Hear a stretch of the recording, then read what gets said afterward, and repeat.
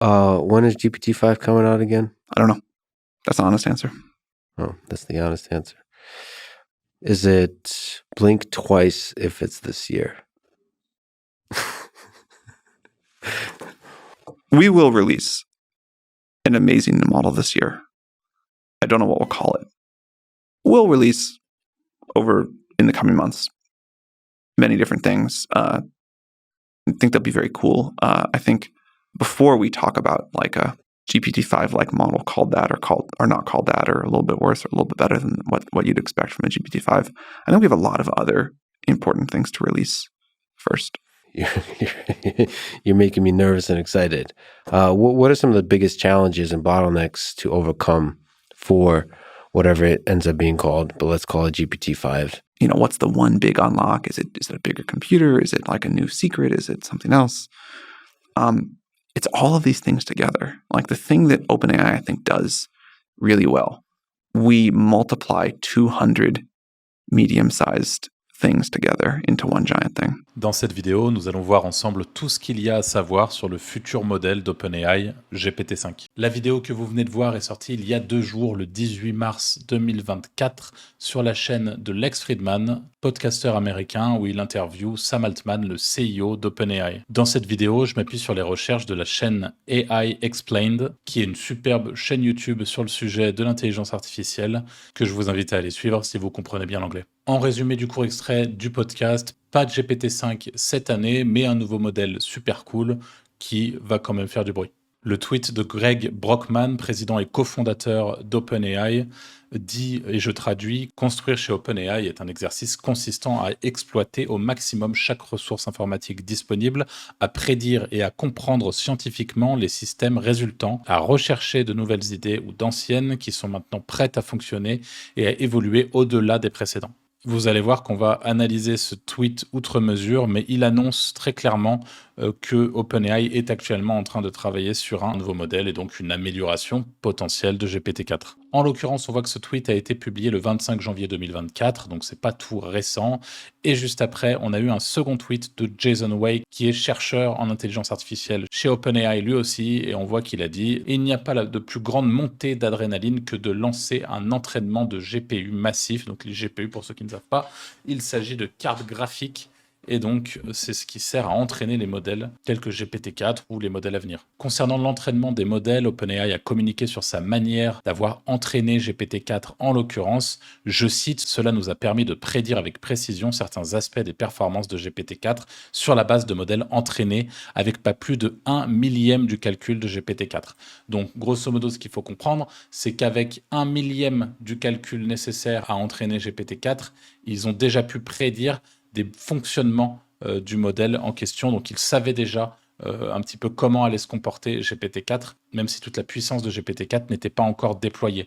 Donc, c'est pour ça qu'aujourd'hui, quand on a le cofondateur d'OpenAI qui nous dit optimisation de ressources existantes, prédictibilité et au-delà des précédents, nous donne tous les indices nécessaires pour dire qu'OpenAI a bien commencé à entraîner son prochain modèle GPT-5. Cela ne signifie pas qu'on va immédiatement avoir accès à GPT-5, loin de là. GPT-4 a pris environ 3 mois à s'entraîner, puis il y a eu énormément de tests de sécurité. Ces fameux tests de sécurité sont effectués par la Red Team.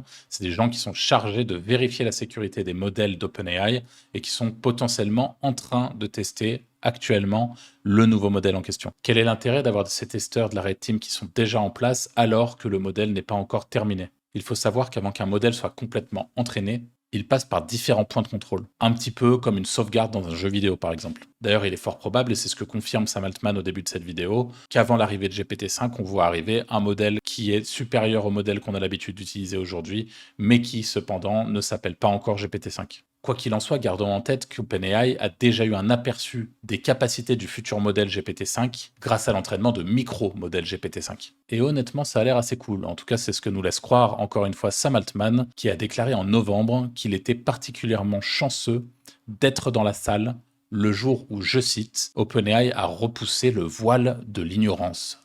Rien que ça. Et il a rajouté, pouvoir faire ça est l'honneur professionnel d'une vie. Et sur une note personnelle, comme 4 fois maintenant dans l'histoire de OpenAI, la plus récente était juste il y a quelques semaines. J'ai eu la chance d'être dans la pièce lorsque nous avons en quelque sorte repoussé le voile de l'ignorance en arrière et avancé la frontière de la découverte. À quel point GPT-5 sera-t-il meilleur? Que permettra-t-il? Et qu'est-ce qui sera réellement implémenté? Il semblerait qu'OpenAI vont implémenter un moyen de laisser GPT-5 réfléchir plus longtemps. Il va énoncer ses étapes de raisonnement avant de répondre à un input. Vérifier ou de comprendre ce qui se passe va être un peu différent de ce que les gens pensent actuellement. En fait, je ne peux pas regarder dans votre cerveau et observer les 100 billions de synapses pour essayer de comprendre ce qui arrive à chacune et dire « D'accord, je comprends vraiment. Pourquoi il pense ce qu'il pense, ce n'est pas une boîte noire pour moi. » Mais ce que je peux vous demander, c'est de m'expliquer votre raisonnement. Je peux dire, tu sais, tu penses à cela, pourquoi? Et vous pouvez expliquer d'abord ceci, ensuite cela, puis il y a cette conclusion, puis celle-là, et puis il y a ça. Et je peux décider si cela me semble raisonnable ou non. Et je pense que nos systèmes d'IA seront également capables de faire la même chose. Ils pourront nous expliquer en langage naturel les étapes de A à B.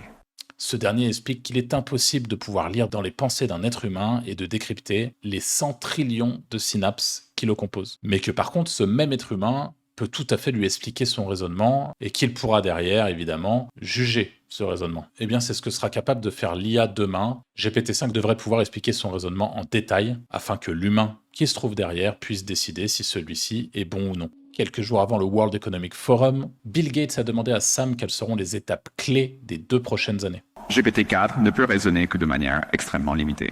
Aussi la fiabilité.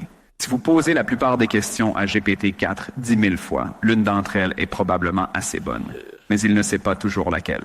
Et si vous souhaitez obtenir la meilleure réponse de 10 000 à chaque fois, cette augmentation de la fiabilité sera importante. Dans le passé, les interprétations humaines des résultats rendus par les différents modèles ont été prouvées comme impactant positivement l'évolution de ces derniers. Pour tous ceux qui sont intéressés par ce sujet, je vous ai mis en description le document Let's Verify d'OpenAI qui prouve ce point. Et justement, dans la vidéo qu'on vient de voir avec Bill Gates, Sam Altman parle de 10 000 réponses pour choisir la réponse qui correspond le mieux. Sur les tests effectués sur GPT-4 par OpenAI, il s'agissait de 2000 réponses analysées et corrigées. Maintenant, en imaginant que GPT-5 soit capable d'analyser et corriger seul ces résultats pour 10 000 réponses, à la même question, les résultats vont être absolument dingues. Ce n'est pas un secret du tout. Un peu comme Google et son moteur de recherche, OpenAI va mettre son focus sur l'intention humaine avant tout. L'objectif, qui n'est pas du tout caché, sera de récolter un maximum de data, que ce soit du son, de la vidéo ou du texte. De cette manière, GPT-5 pourrait apprendre à comprendre et imiter les stratégies humaines lisibles dans la donnée reçue par les utilisateurs. Et pour finir, GPT-5 devrait également être beaucoup plus performant en multilingue. Par exemple, il se trouve qu'OpenAI a récemment établi un partenariat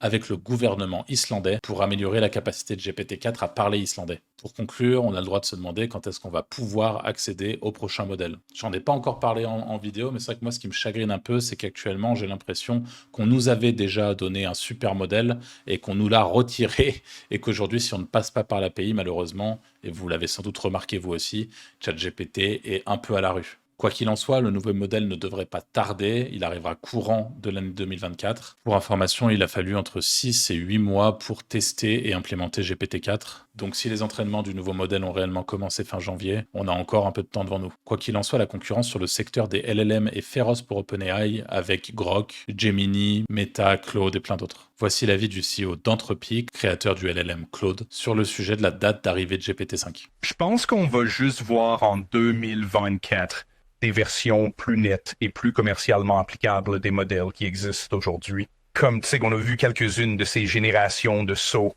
Je pense qu'en 2024, les gens seront certainement surpris. Genre, ils seront surpris de voir à quel point ces choses se sont améliorées. Souvenez-vous, aujourd'hui, personne ne sait réellement à quoi vont ressembler les futurs modèles ou de quoi ils seront capables. Si tu es intéressé par l'intelligence artificielle, l'automatisation ou le SEO, n'hésite pas à t'abonner à ma chaîne YouTube. Quant à moi, je te dis à bientôt pour une nouvelle vidéo.